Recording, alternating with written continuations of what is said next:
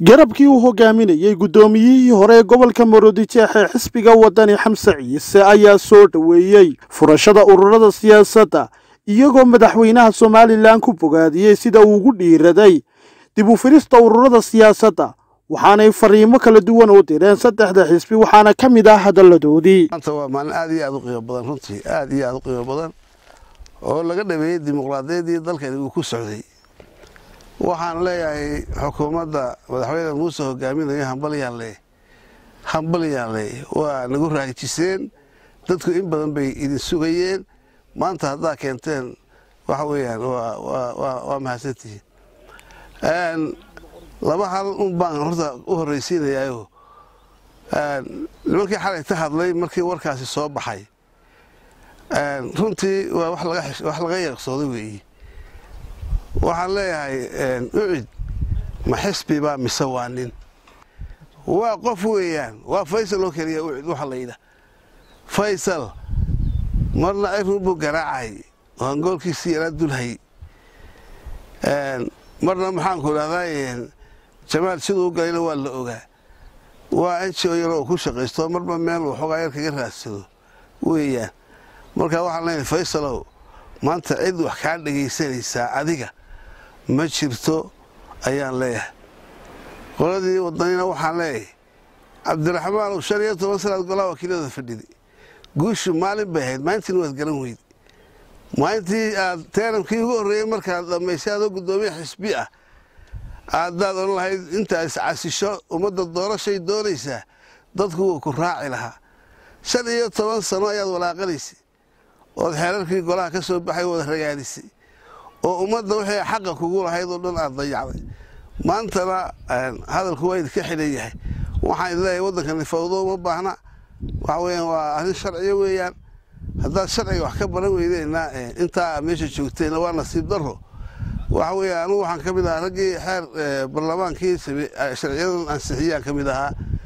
waxa weeyaan waa la raagsaday runtii aad iyo aad baa loo raagsaday xisbinimadii way dhimatay dhaqankii wuu dhintay siyaasadii waa aad iyo aad baa loo bahdilay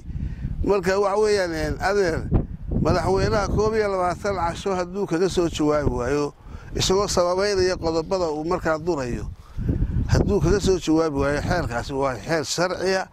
waxa weey waanu dhaqan gelaya cid la weydiinayaan ma jirto barlamaanku hal shay bay sameyn karaan runtii 6 bilood ma la soo celin karaan filayaan laakiin hadday wax ka bedel ku sameyn karaan tuuteed baa laga doonay tuuteedna ma hayaan maanta way ognahay xaalkooda xeerarka sharciga hoos uma eegin mahad iyo bogaadin aan la soo koobi karin waxaanu hawada u marinaynaa madaxweynaha jamhuuriyadda Soomaaliland ee gartay inuu maanta waxa weeyaan isagoo sharciga raacaya oo ururadii furo oo waxa weeyaan qowleysatadan umada hor taagan uu ka qabto anigu hal kelmad baan oranayaa halka kelmadan oranaya waxa weeyaan nimankii xalay ooyay oo hinbay ahaayeen waxoodii ayuu hal kelmad oranaya gudoomiye Faysal Cali Waraabe 20 sano dadkan hor taagnaa imikana inuu sii hor taagnaadu doonaya hadal buu ku yiri wasiirka warfaafinta Saleebaan Cali Koore cunsuriyaysan hadal cunsuriya ayuu ku yiri hadalka cunsuriga ahaa kicin bay ahayd uu umad kicinayo Saleebaan Cali Koore waxaan leenahay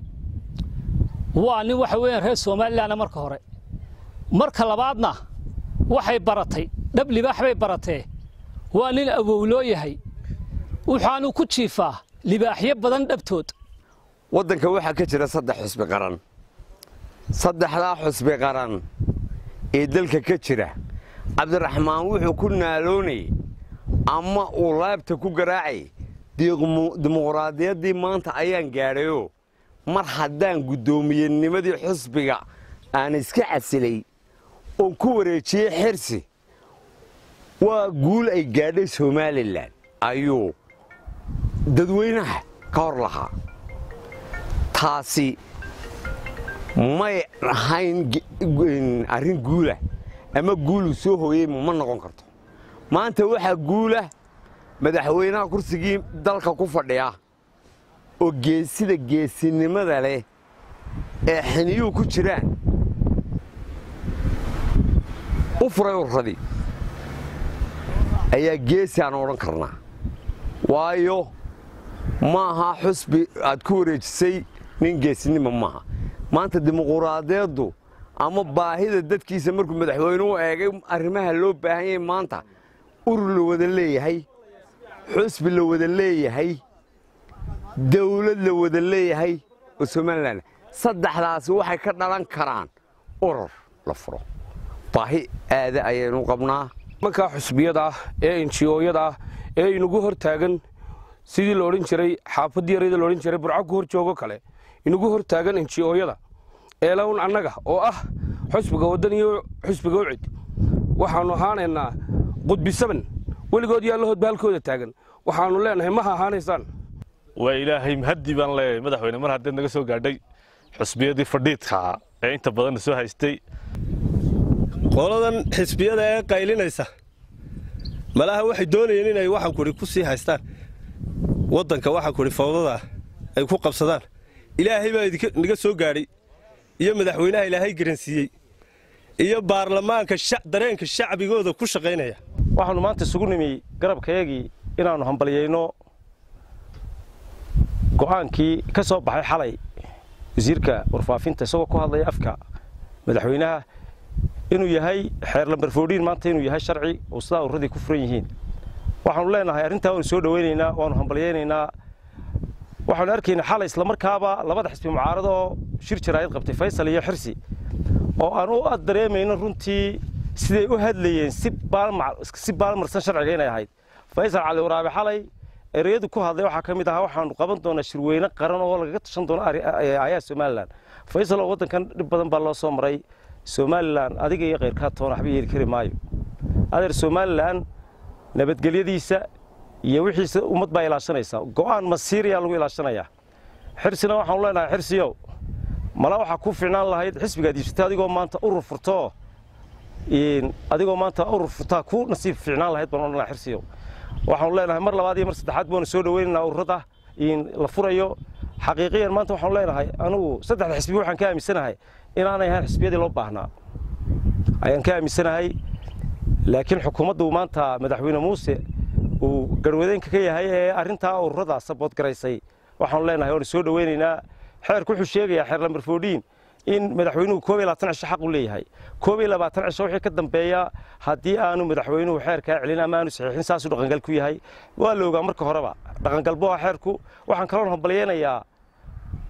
xildhibaanada golaha wakiilada ee shalay soo gudbiyay mooshinka 28 xildhibaan ahaa ee soo gudbiyay inuu sidaa ansax ku yahay xeer lambar 14 iyagana waxaan leeyahay waa hambalyeeynaa